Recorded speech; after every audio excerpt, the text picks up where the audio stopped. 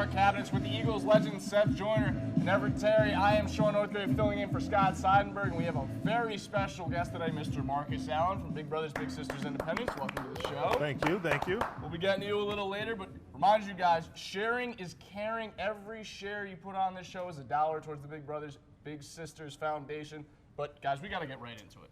The whole season, all roads were leading to this game, Philly-Dallas. It wasn't the prettiest game, but it was a win for the Eagles, and they now get a chance to go for the playoffs here. Well, I mean, it wasn't a pretty game after the initial two drives.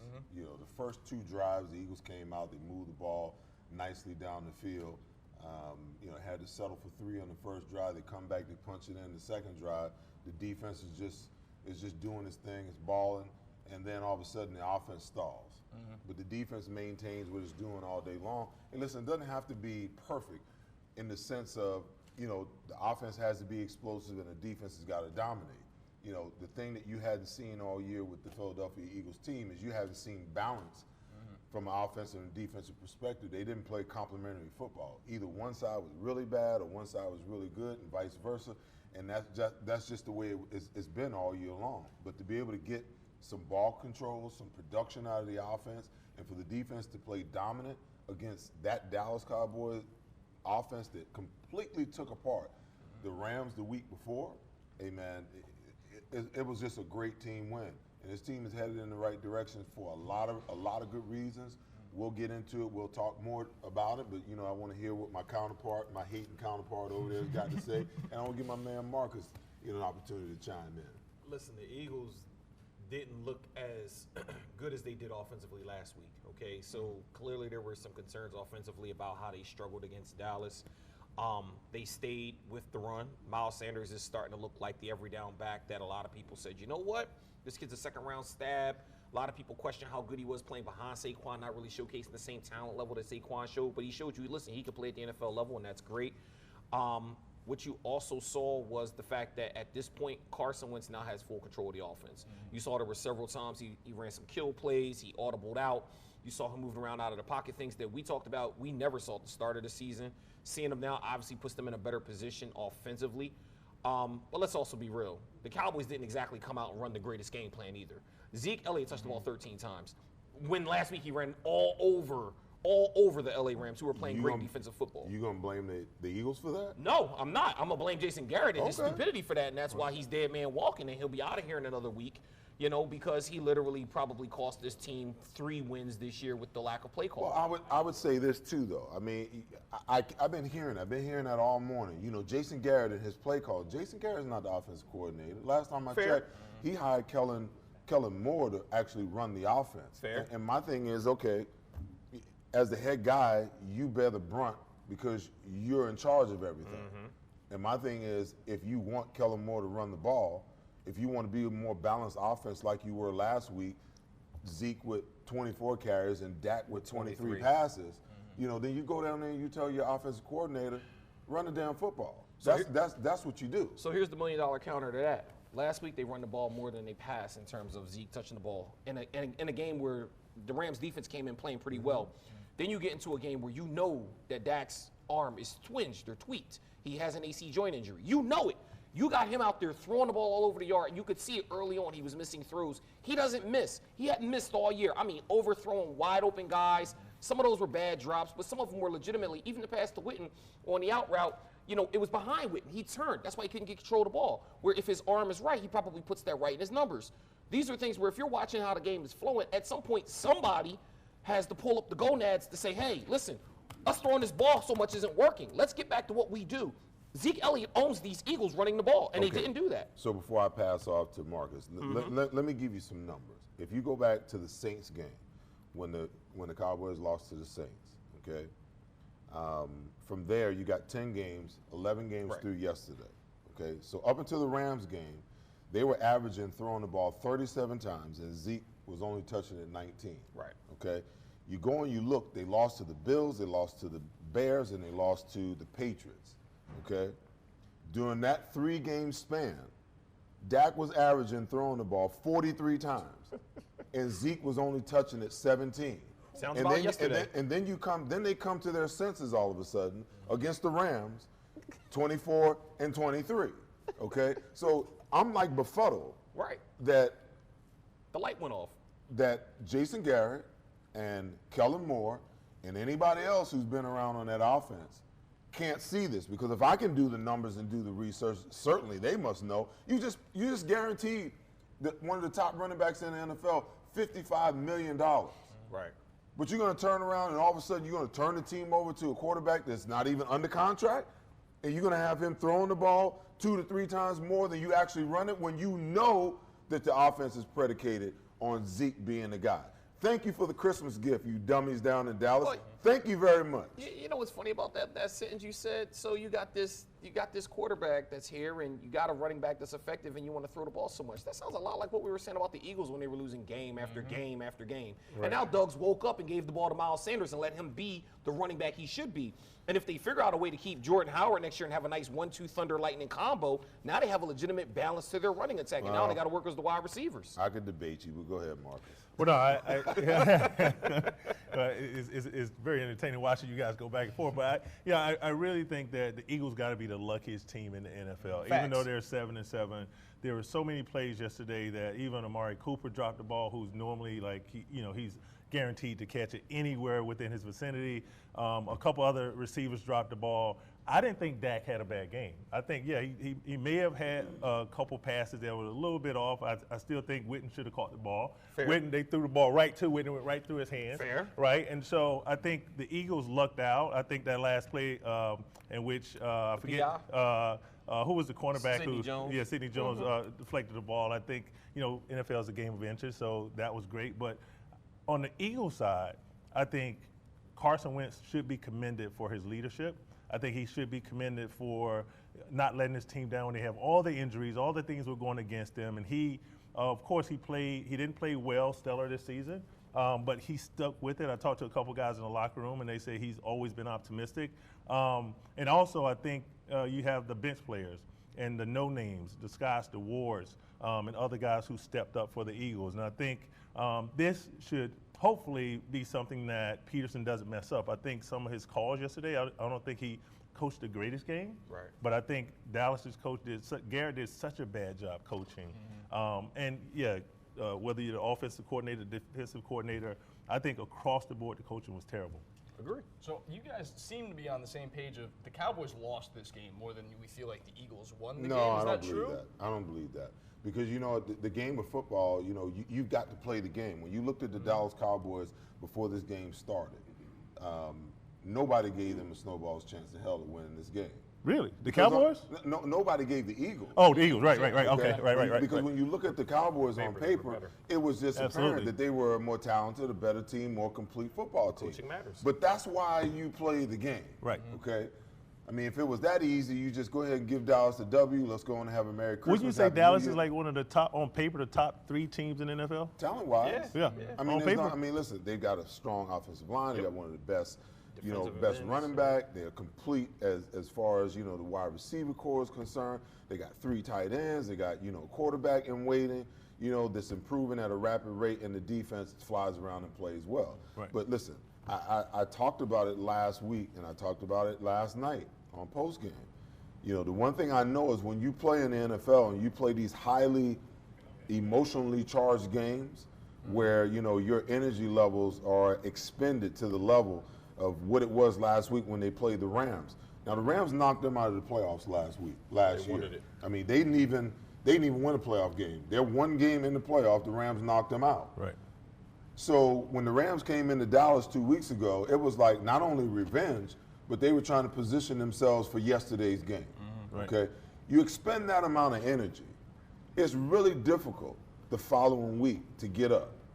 That's why I'm so impressed when I see guys, that play 14, 15, 16 years and they play at this high level, because every week, you can expend a lot of energy, a lot of adrenaline, and sometimes your body can't recreate it fast enough for the following week for you to get up. And you'll go in and your mind will be like, oh, I got to play, I got to do this, I got to be on point. And then you go to move and your body like, not today, son. So in a lot of ways, I think that's what happened to Dallas too. When you saw them come out, they looked listless. They didn't look like they had any kind of energy. At the other end of the spectrum, the Eagles were completely different. Completely different. How much of that is maybe they just know that Jason Garrett's not going to be here after 2 weeks, and they didn't want to play harder for him than they should. Hey, come on, man. You got. If you win a division and you're in the playoffs. Right. Okay. You're gonna get a home. Oh, game. you get a game check. And you get another game check, and you get to play at home. So they got every reason to come in. Well, they still got a shot at the division. They do. Hey, the Giants looked great yesterday. Against the Redskins. Okay. The Eagles didn't look like they were blowing the Redskins out of the water. I got a shot at jumping off this building and landing on both feet. Okay. You saw Jerry's face yesterday. Oh yeah, he was sick. Yeah. The only thing worse in the world would be the Eagles actually lose to the Giants, and then the Cowboys turn around and lose to the Redskins and still miss the playoffs. And listen, but stranger things have happened. And I'm gonna tell you the truth. You know, the Giants ain't gonna be no walkover. That's what I'm saying. I mean, Saquon looked amazing yesterday. I put together some numbers from, and I didn't get to them on post game last night. But over the last 2 weeks, man, the Giants are averaging between Eli and Danny Dimes. They're averaging 317 yards passing, 3.5 touchdowns. Saquon is averaging 23 carries for 150 yards and 1.5 touchdowns. That sound about right. The Eagles can go up in there half-stepping if they want to. I mean, the Giants ain't acting like they won't Chase Young. Agreed. They're acting like they're trying to spoil some people's holidays. Agreed. So the Eagles better enjoy Christmas. They better enjoy Christmas with their family. But they better get their minds right and get their minds focused, because you know what? They're going to need another, defensively, they're going to need another outing against a top-tier running back that's all of a sudden, the lights click and he's ready to roll. And we know they'll give him the ball. No doubt. Yeah. 24 carries for 112 yards, 2 touchdowns. Then he comes back yesterday, 189. 22 carries for 189 and a touchdown. And I'm watching him. Excuse me. And you know, the difference between him and Zeke, though, when you watch Zeke, guys roll up on Zeke and they're like, oh, I can tackle him. Right. And then when then at that moment, they realize, they're like, oh my God, maybe I can't. But when they look at Saquon, they're like, I don't want none of that. You know? So, I mean, you got to come into this, they got to come into this game with the right mindset. Right. Because if you lose this one, if you lose this one, yesterday don't mean anything. Agreed. Right. You know, so they gotta get themselves prepped and they gotta get themselves ready. And listen, I give Jim Schwartz a lot of credit. I mean, he called a good game. He put players in position to make plays. The defense is really, you know, in essence, why they won this game. You know, we agree. Fletcher, people were screaming, where's Fletcher? When's he going to show up? He showed up yesterday. Yep. He put his $100 million hat on and said, let's go to work. And he got a huge strip fumble there that was key and a critical part of the game. And he was the one, he said, look, challenge that. Right. I hit that ball out. I know I hit it out. Right. You know, and that's when you got to trust your player. Listen, the captain of your defense says, trust me, I hit that ball out. You trust him, and it worked out. I'm trusting them guys up there in the booth. True. That they see in the review. True. And it was clear that they fell on it and recovered it too, which helps. Right. Players in booth reviews are like quarterbacks and running backs. They're the biggest liars on the offensive side of the ball as to where the ball really is going. I was actually at the game yesterday, so it was. I think that there should be something about this. The screen literally froze on the clip of the ball coming out, so everyone in the stands were going crazy. So it wasn't just that it was the players telling them. Every single person in the stands was yell, throw that damn flag on the field because that's a fumble and it's our ball right now. And that was their most successful drive of the game to that point, Dallas. Agreed. They came out of the second half. They were strong. Zeke was ripping off. I think he had 3 first downs in that drive alone. And then you hand the ball to Pollard. Pollard fumbles it, gets back on it. The momentum swings. Are you afraid at all that they had so much energy? This was a playoff game. This was a playoff atmosphere in Philadelphia last night. That energy is going to bowl over in the next week the same way that Cowboys did coming into this game. Well, I will say this. I give Doug a lot of credit. I'm a little jealous because, you know, during my time, you know, Buddy and the coaches I played for, you know, they didn't see the game that way. Doug went into last week. You know what he did? They had a walkthrough on Wednesday, man. Yeah, it must be nice. They had a walkthrough. Yeah. So that's a coach understanding where his players are and what they need at this late time of the season and the type of rest that they need. And no doubt that he'll probably do that again this week.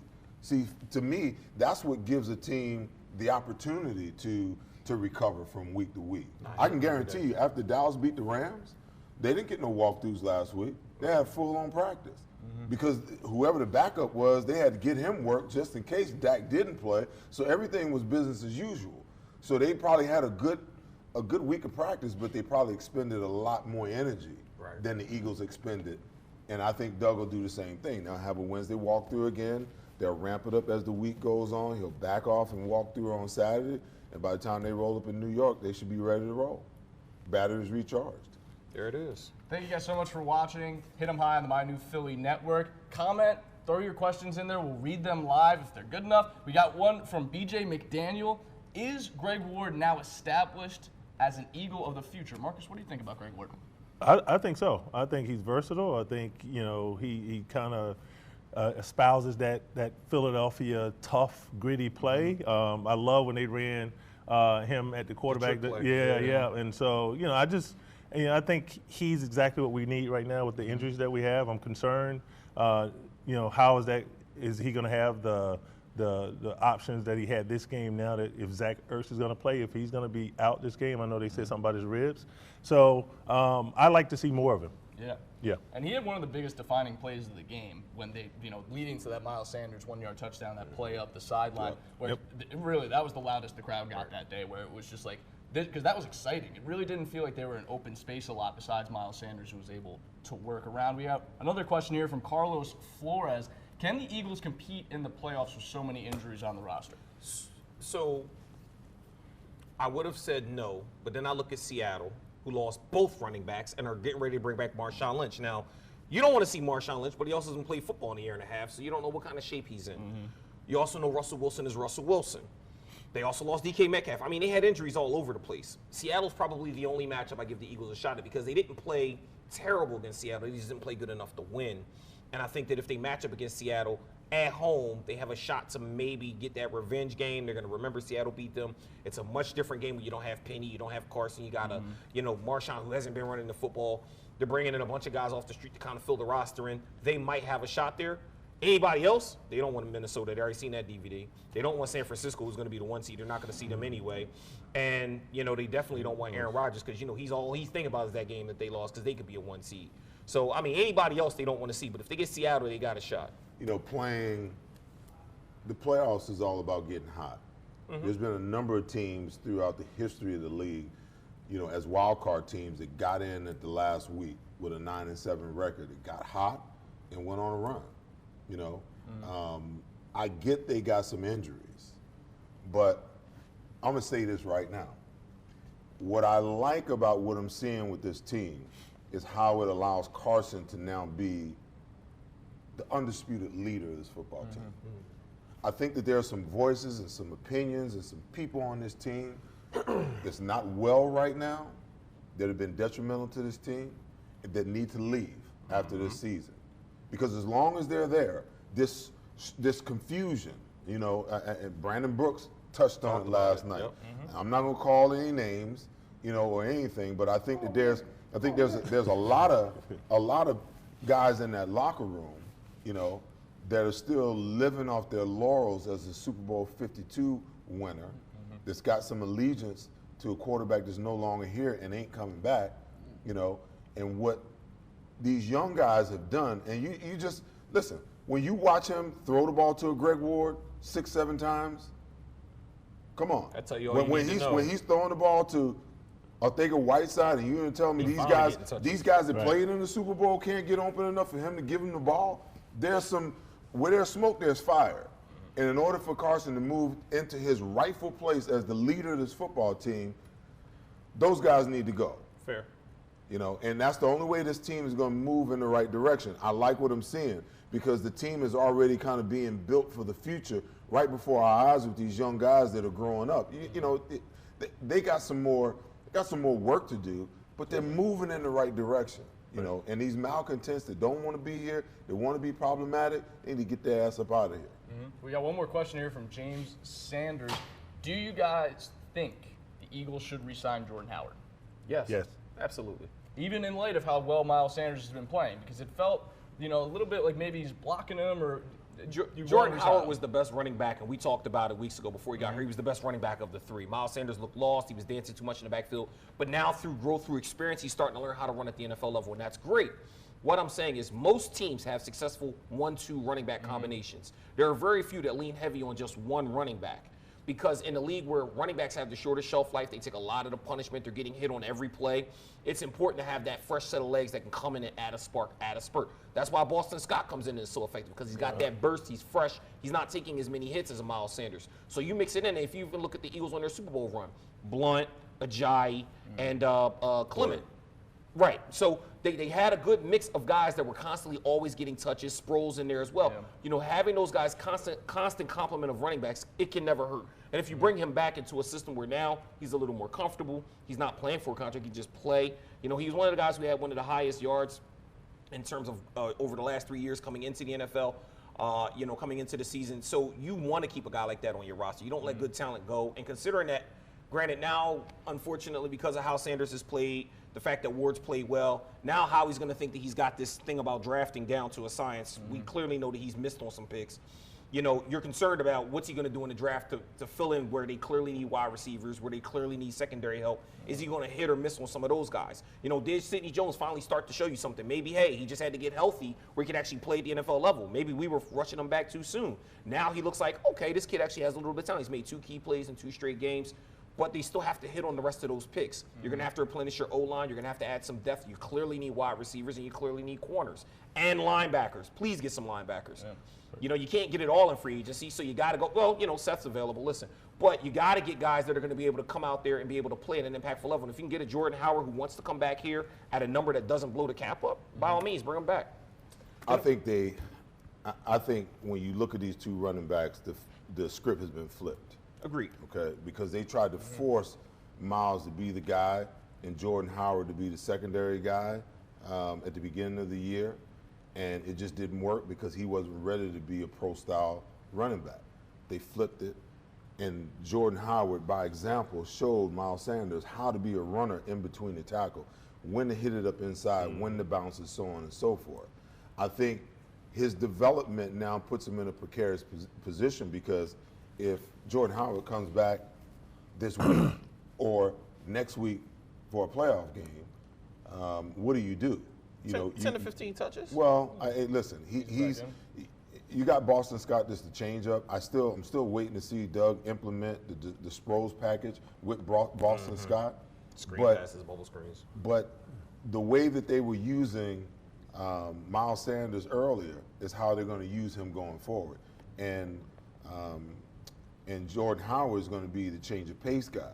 He's going to be the bruiser. He's going to be the 4-minute guy, the end of the half guy, you know, to run out the half. Because this kid, he can do it all. I mean, he can block, he can catch, he can run the ball. You know, those are running backs that I call generational running backs, and ain't but a handful of them in the NFL. And they don't need to allowing him to languish, you know, in this back rotation thing, you know, that Doug likes to do and Deuce likes to do. When that kid can play, give him the 20, 25 touches that he needs a game to give you the type of 100, 170-yard production that he's given like he had the last 2 weeks. And like Christian McCaffrey, what he's doing. You got to have the touches. Listen, I'll say this. Fun fact for folks who didn't believe in Miles Sanders' ability to catch. He has more receiving yards this season than he had his entire career at Penn State. Wow.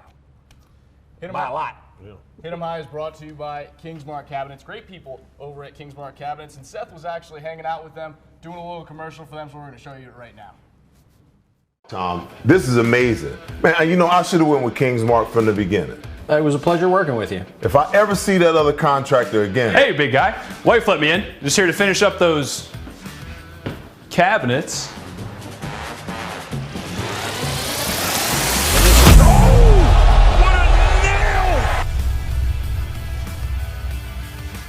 For all your cabinetry needs, contact Kingsmark Custom Cabinets and Design.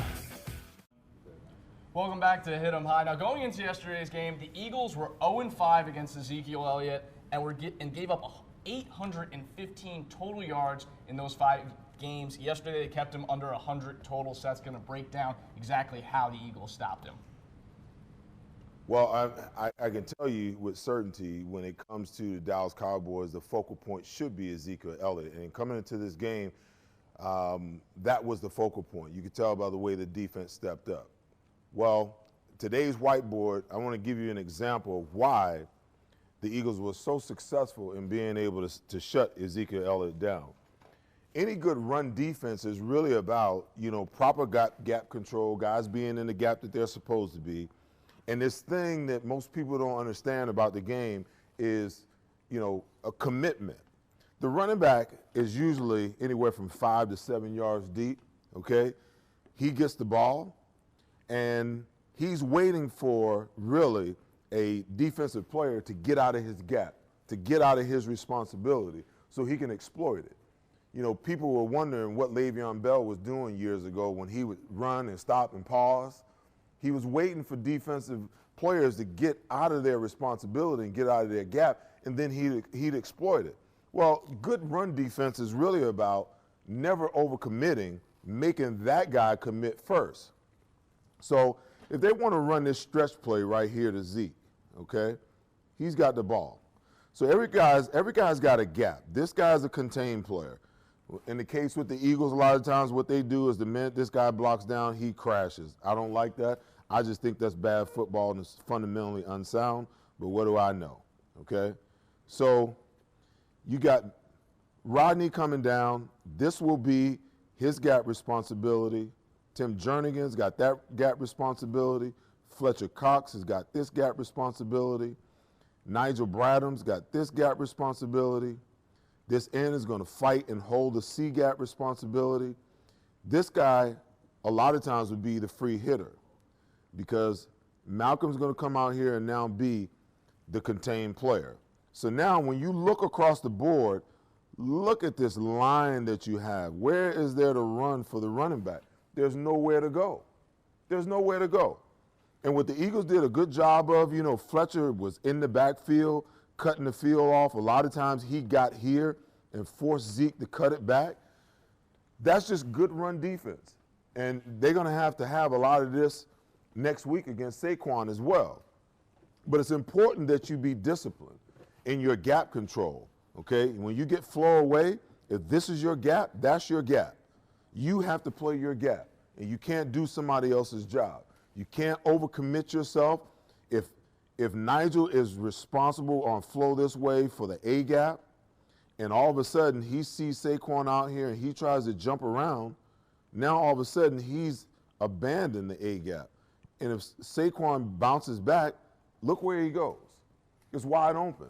So it's really important for defenders sometimes to get in their gap, hold their gap, and wait for the running back to be the guy that makes the commitment. Because, like I said, he's 5 to 7 yards deep. He's got to get back to the line of scrimmage before he can even make any positive yards. Good run defenses, good defense coordinators understand that. The Eagles did a great job of that against Ezekiel Elliott yesterday, holding him to around 40 yards rushing. They're going to have the same performance out of against Saquon Barkley next week against the New York Giants. Back to you guys. I don't know about you guys, but it really seemed to me yesterday from what I'm used to seeing from him. There wasn't that burst, wasn't that explosion. Did he seem a little bit behind? And he's looked that way all season to me. Well, I know on the Pollard fumble, he came out and he hinted that he needed to be spelled for a minute. Don't know what that was, if it's injury related or not. I mean, he didn't have a training camp. We talked about this early in the year. Seth has talked about that, how you cauterize, your body for the season, through training camp. Him not having that coming in fresh, soft tissue injuries you worry about. So we understood easing him back in, but at this point in the year, if he's not ready to play, he wasn't going to be ready to play. It's literally 2 games left. This was for the division. You controlled your own fate in this game. And if this wasn't the game you were going to get out and go get after it, then you just didn't want it enough.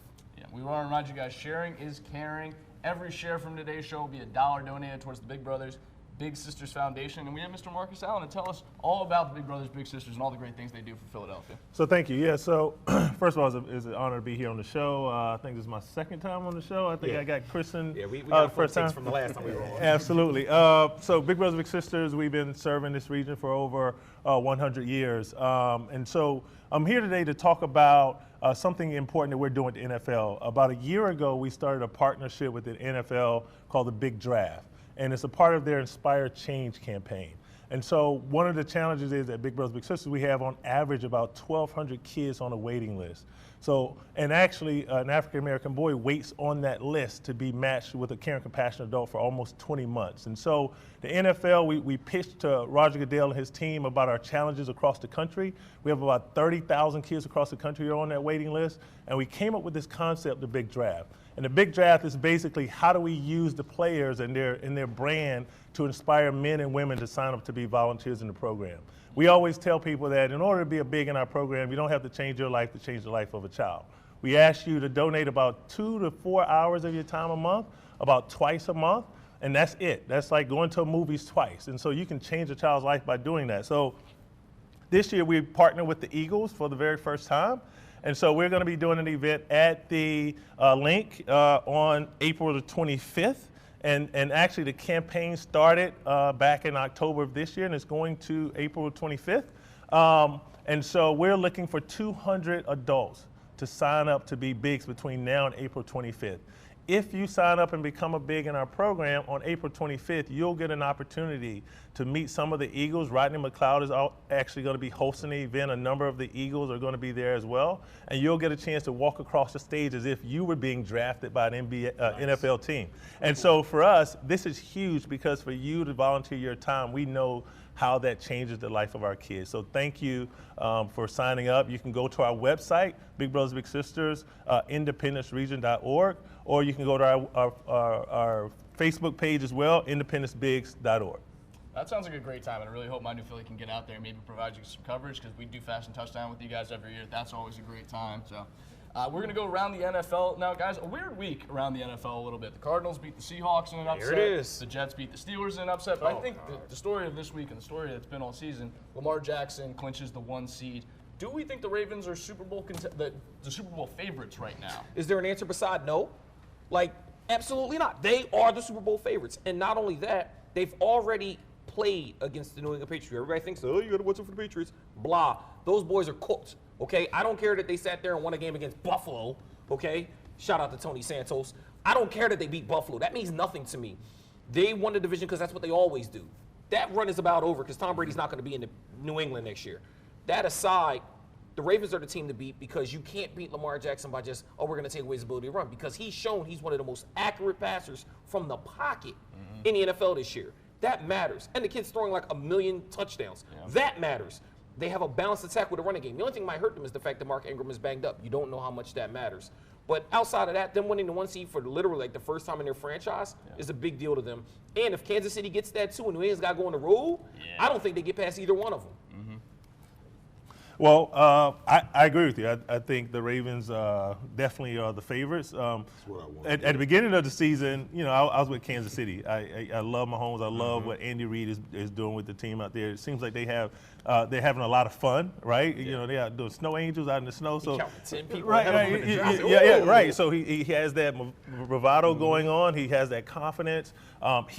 I think, you know, if it wasn't for Lamar, I would say he's the most consistent, the best performing quarterback in the league this year. I don't know if I'm totally convinced on Lamar yet because I don't think he hasn't been playoff tested. And so I think Mahomes has been there. I think he's playing for a coach who's been there on so many occasions. And right now, if I had to give the edge, I would give it to the Ravens. But I'm sketchy on doing that because I really love the Kansas City Chiefs and their chances. Go ahead, Seth. There's no doubt about Lamar Jackson as the league MVP right now. Just go ahead and give it to him. We don't even need to wait. Right. I disagree with you guys because I've seen it too many times. I've said it before. Bill Belichick and Tom Brady, they're playing chess in the NFL. Everybody else is playing checkers. You mean cheat? I'm sorry. So the other CH. When I look at, you know, you can hate greatness all you want. It doesn't make it not greatness. Okay. When I look at the Ravens, understanding that Bill Belichick is a master chess player, the worst thing that could have happened for the Ravens is for them to have already played the New England Patriots, because in my opinion, the New England Patriots is the only team, the only thing that's going to stop the Baltimore Ravens from winning the Super Bowl. The only thing. So that means that New England might have to play Kansas City and beat Kansas City again. I don't even think they do Okay? that. But if they beat Kansas City and they got to play the Ravens, because I'm telling you right now, Bill Belichick has already got something. Oh, I'm He- sure. he's I'm already sure he's got the film. Okay, he's already got a game plan worked out for how to beat Lamar Jackson. Okay, Bill Belichick can probably stop Lamar Jackson now. The rest of the NFL won't learn how to stop Lamar Jackson until next year. Okay, because that's the way they operate. But here's the thing. Take Lamar Jackson out of it. They played them. It wasn't like the game was close and Tom Brady won. They got obliterated on both sides of the ball. That defense comes to play too. And Earl Thomas is excited about the opportunity to play in another Super Bowl. Terrell Suggs literally said, I don't want to sign for anybody else but Baltimore. Now, he signed to Kansas City, which is not a bad place to land either. But the point I'm making is, we're not going to act like their defense just gives up 50 points a game and he scores 55. Listen, it's their hard. defense comes to play too, and they can give the Patriots problems. I get you, but you want to know something? It's hard to beat a team twice in one season. It's hard to beat them, and it's hard to beat the best coach in the league. But the challenge is, twice. Belichick is still the same coach he's always been, but Tom the Brady Patriots ain't aren't the the same. same team they've Whoa, always whoa, been, whoa, whoa, and whoa, Tom Brady whoa, isn't either. Whoa, back up now, okay? Defensively, they've been a good defense. They've been a top defense all year long, okay? What's the thing that they got to get shored up? They got to get shored up how they can stop the run game. Because if someone can come up with a way to stop the run game, especially them with the number one secondary in the NFL, okay? What's Tom Brady's problem been? Y'all don't act like Tom Brady can't play football no damn more. No, but he ain't Tom Brady. Don't act like he can't play football anymore, okay? Nobody said that. He's a game Yesterday was manager, the first time that he had a running game all season long. Who fault is that? Okay? That's the offensive line. Okay? But you can't sit here and say that's Tom's fault. He's got young wide receivers that's just learning the offense and trying to figure it out. We've been watching it all year long. They've been going left when they're supposed to be going right. They're not going to learn that in 2 weeks. But that's my whole point. They figuring it out at the right darn time. And the defense has been playing well all year long. And you're going to give Belichick all this time to figure out Lamar Jackson? Listen, if I was a defensive coordinator, and I'm playing against Lamar Jackson, every time he sticks that ball out on a read option, I'm telling my defensive end, don't even worry about the damn fullback. I say, go knock his block off every single play. We're going to make you stop running that damn read option. That's the first thing, okay? Then on first and second down from time to time, we're going to bring some gap blitzes. We're going to cover every gap. We're not going to sit and wait. You want to know why he's destroying people? Because when he puts that ball out there, everybody's frozen trying to figure out where the ball's going. They're sitting still. He's in perpetual motion. No, we're going to attack you, and we're going to make you make quick, fast, hurry-up decisions, okay? And we're going to put you in a situation where, you know what, if I got a good secondary and I'm going against these tight ends that you're throwing the ball to, okay, we're going to blitz you. We're going to contain you. I'm going to get my defensive ends 3 yards up the field and stop. We ain't letting you out the pocket. You know, these teams that are so fundamentally broken, you know what? Teams are game planning the fact that you're going to lose contain against a guy that runs 4-2. Tell me 4-1-8. How stupid is that? Yeah. You know, so you keep the guy in the horseshoe, you keep him in the pocket, and you make a guy that wants to get out and be on the move, you make him throw the ball from the pocket all day long. And furthermore, when he decides that he wants to stick that ball out and run it, I'm going to smack you on your behind every single time. And I'm going to make you really think about whether you want to keep running that read option. But isn't he one of the most accurate quarterbacks in the pocket under pressure? Yeah, because you want to know something? This is my point about these pass-happy idiot gurus that are out there.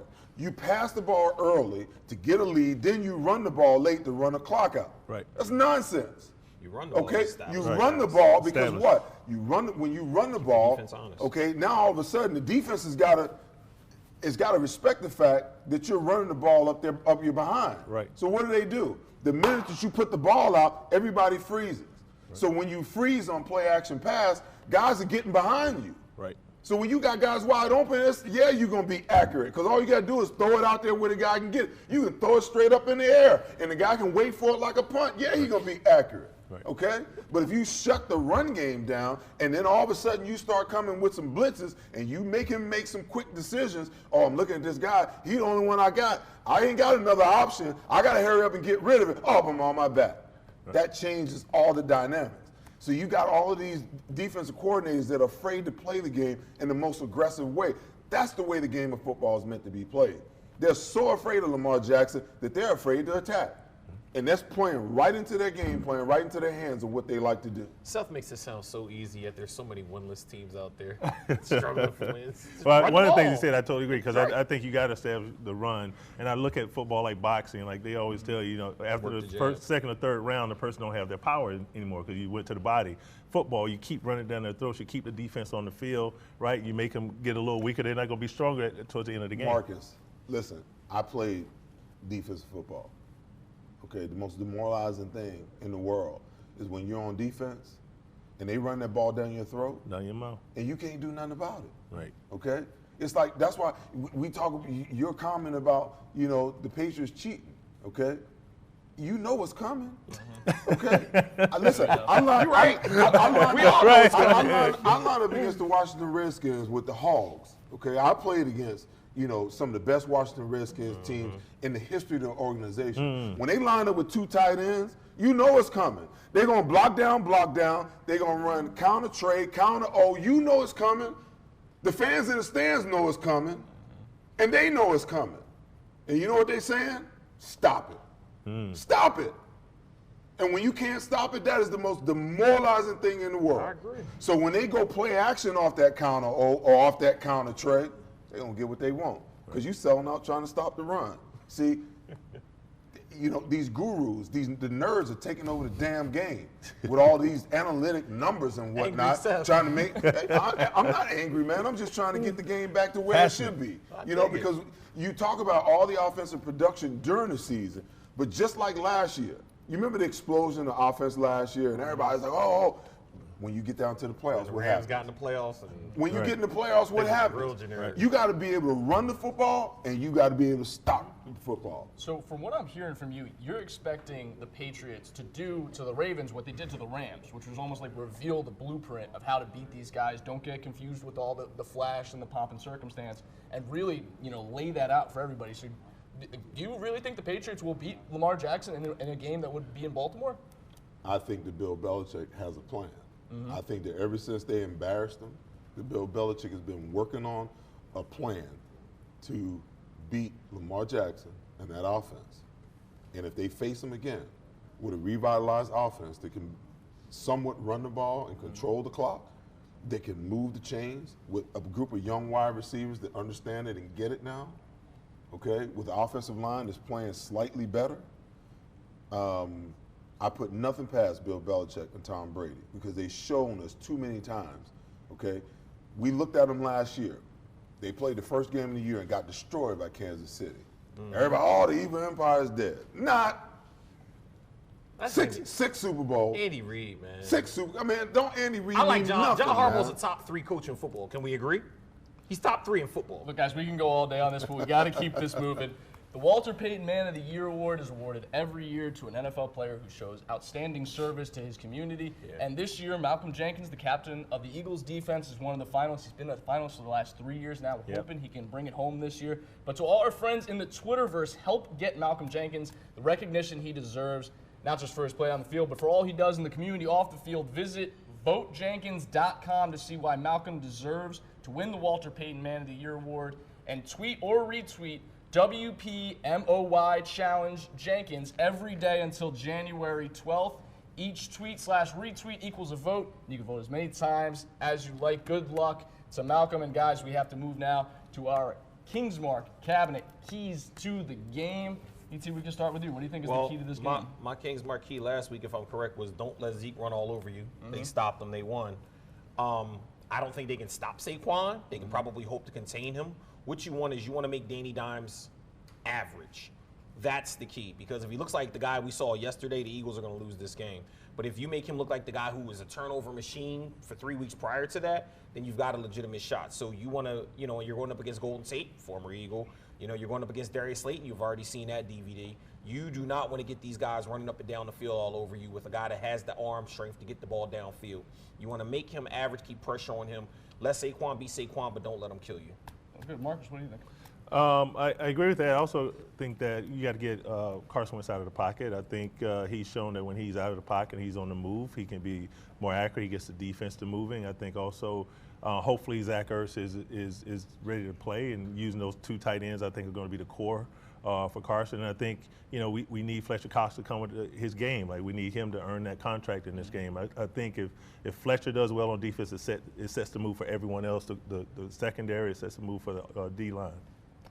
For me, it's simple. It's not simple in execution, but just finish what you started. The hard part's over. You beat the better team. You're going in against the worst team. Don't play down to the competition. Don't let the emotion from the previous week catch up to you, trip you up. Stay focused. Stay in your game. Do what you got to do, and win this division, because they've earned it at this point. I know it's called King's Mark Keys, but very rarely do I give just one key. That's true. I think on the defensive side of the ball, you just can't lose sight of what you've accomplished this week. The game plan is the same. You got to go in, and the focus has got to be shut Saquon down. Okay? Now, that's a tall order, but no one thought that they'd be able to stop Zeke after watching him run roughshod all over the Rams the week before. If they're disciplined and they follow, what we talked about on the whiteboard, they can make that happen. I'd like to see Danny Dimes have to put the ball in the air 40 to 45 times a game. If you can create that, then I think you got a great opportunity, to be dominant on the defensive side of the ball once again. Offensively, just keep doing what you're doing. These young guys that are playing on the offensive side of the ball, you can see their confidence is growing week by week. The Giants' defense, in my opinion, is not really that good of a defense. I think we made them look better than they really are the last time that we played them, but I do believe that Carson Wentz is a different quarterback, a different dude right now than he was in that game. I'd like to see more ball control. Let's run the ball. Let's run the football. Let's do like great teams do in the month of December and January. You run the football so that you can minimize the game, you minimize the possessions, you minimize the amount of times that you can actually give the ball to Saquon, you minimize the amount of throws, or you put Daniel Jones in the same in the type of position where if you got him down because you've taken the lead early, now you force them to go away from running the ball, and you force him to throw the ball. You put him in a predictable situation. I think if you do that, then you know what? Hey, they walk out of there NFC East champions. They come on home, get rested up and get ready for home playoff game the week after. There it is. Well, before we get out of here, we want to thank you guys for a fantastic season. We want to wish everyone here a very, very wonderful holiday. Merry Thank Christmas. you so much for watching Happy Hit 'em Hanukkah. High. Make sure you guys check us Happy out Kwanzaa. next week, same time, same Feliz station, Navidad. on My New Philly, where something's always new And everything's always Philly.